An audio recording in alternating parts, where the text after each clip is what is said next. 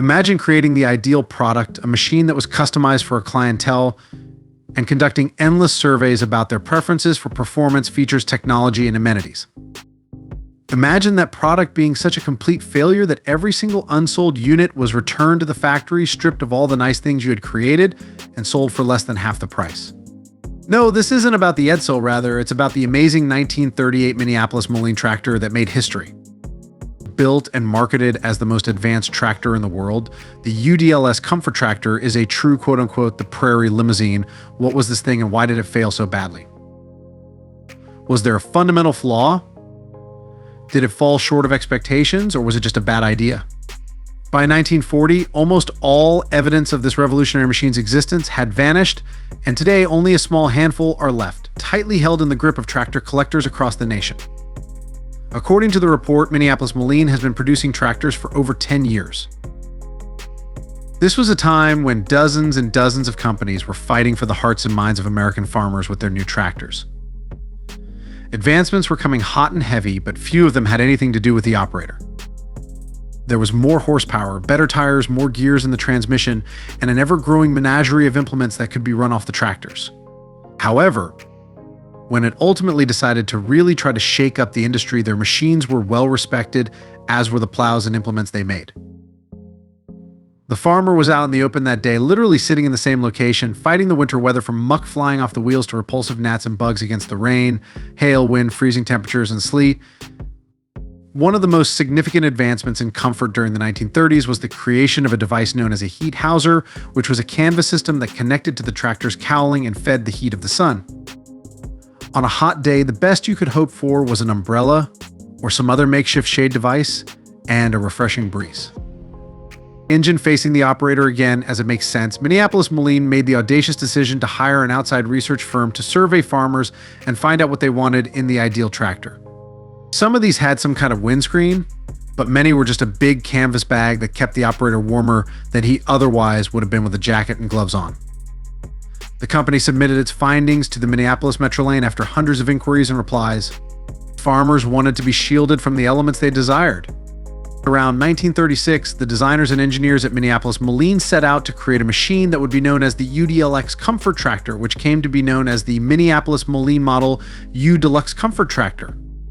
They wanted a device that had some flexibility to do more than just trundle through a field. They wanted some features that were found in automobiles but never seen in farm equipment. And on top of all this, they wanted enough power to save themselves time in the field while doing work.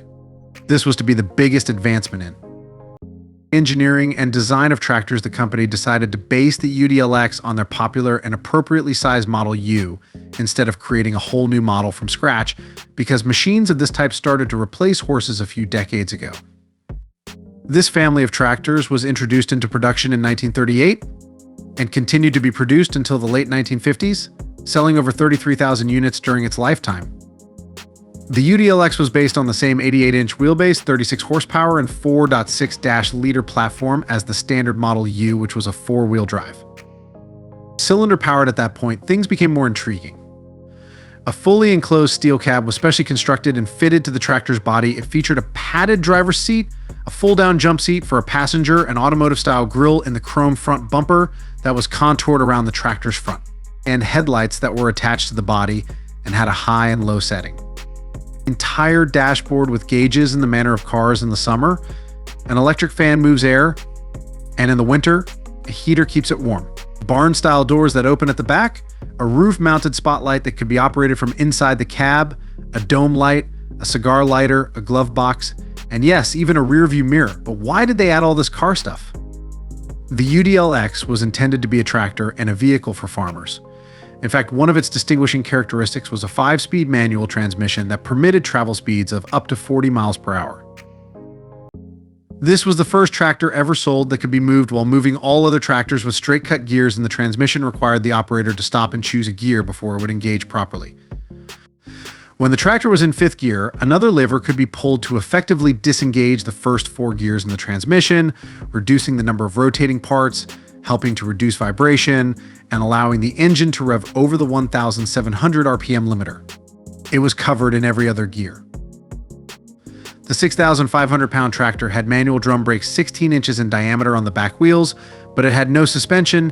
It had no chance of ever exceeding 40 miles per hour on anything other than glass smooth streets, which were non-existent in 1938.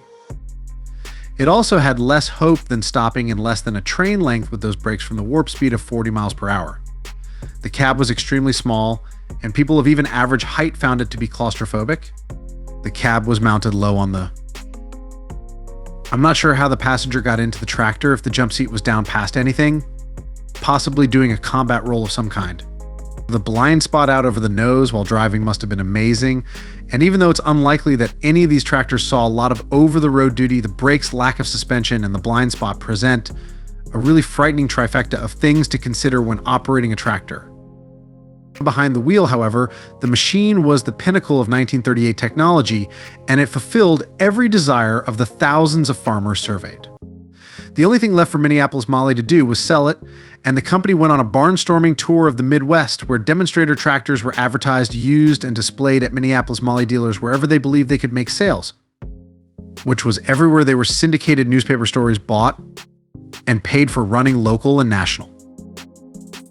After all the effort to pull farmers, engineer the tractor's body, cab, and drivetrain, and market the machine as the most advanced tractor in the world, it sold 100 units in 2 years. Newspapers and newsreels were produced all over the nation, and eventually many farmers who were potential customers and had money came to see the UDLX wherever it stopped. Were called tractors that are still on dealer lots have had all of their unnecessary equipment removed and transformed into. For Begin, this marvel of contemporary farming failed because the tractor was the wrong tractor at the wrong time for the wrong price. Normal Model U parts were shipped back to be sold for less than half the price. It was difficult to convince farmers to purchase anything in 1938 because they were still in poor condition from the hard and seemingly unforgiving years of the middle 1930s. Getting them to purchase a tractor that was twice as costly as the standard Model U and almost 3 times as expensive as a Ford Deluxe car was simply too much to ask. Second, despite their desire for all the comfortable amenities that Minneapolis Metroline provided, the farmers surveyed refused to pay for them and were cautious about being perceived as affluent or weak in comparison to their fellow farmers who were working in the open with their own tractors. This was viewed as an extravagant machine that defied the proud and Spartan lifestyle that the majority of farmers were leading at the time. It may sound crazy, but many car enthusiasts wish that a manufacturer would make a light, simple, affordable, and powerful vehicle. They don't actually purchase them. So the UDLX will be remembered as a huge failure. However, Minneapolis, Minnesota undoubtedly got the last laugh because everything they had in this tractor was exactly what farmers wanted. They began purchasing them frequently in the 1960s, and by the 1970s it seemed more difficult to purchase a full-size tractor without a cab than one with one. The UDLX was decades ahead of the American farmer, who eventually adopted the idea of not burning up in. They understood that the sun or freezing to death in the winter were not signs of weakness, but rather of the luxury that contemporary technology might offer. In addition to being the focal point of every collection they are part of, the tractors that were quote-unquote too costly for most farmers in the past now fetch hundreds of thousands of dollars at farm auctions. Their overgrown, almost fantastical designs also make them the most talked about items in those collections. The wheels are brilliant red and painted prairie gold. The fact that too few people were willing to accept the possibility that having a tractor as a dream car might not be correct was a revelation at the time of their introduction. Thank you for watching, and please like and subscribe for more amazing mechanical videos. Past.